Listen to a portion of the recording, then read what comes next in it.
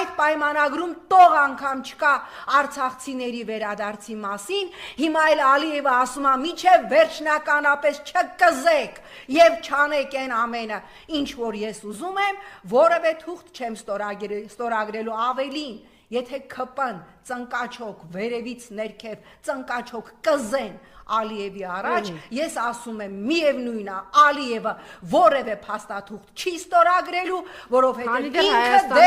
քանի դեռ Հայաստանը այո վերջնականապես չի ոչնչացրել եւ հիմա նորից վերադառնանք ազգային ժողովում երեք Նիկոլ Փաշինյանի գժական սեանսին, ինչի համար ինքը բեմադրեց, ինչպես ինքն է սիրում, հա այդ բժիշկը պարբերաբար խորհուրդ տալի, ասում է քեզ գլոբալիստներն են, Էրդողանն, Ալիևն, կրուտիտները տել չի անցնելու, քանի որ կրուտիտները տել